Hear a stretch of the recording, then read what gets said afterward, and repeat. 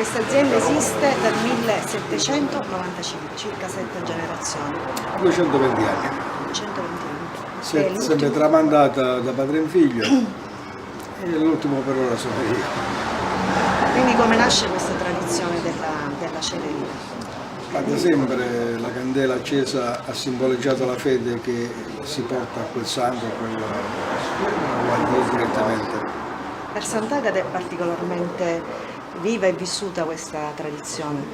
Certo, a Catania Sant'Agata è vissuta direttamente dal fedele come una cosa primaria. Il rapporto che c'è con Sant'Agata è particolare, si è sempre saputo.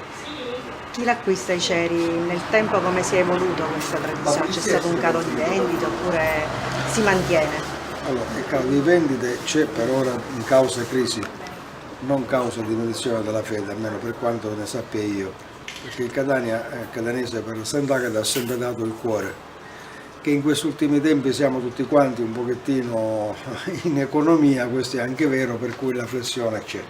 Chi l'acquista il cero? Il fedele in generale, il catanese che è fedele a Sant'Agata viene più delle volte con la famiglia, per cui c'è l'abitudine di comprare, l'usanza di comprare una candela per ogni componente della famiglia. Anche il bambino, piccolo per quanto sia, avrà la sua candelina piccola per quanto possa essere, da portare alla santa.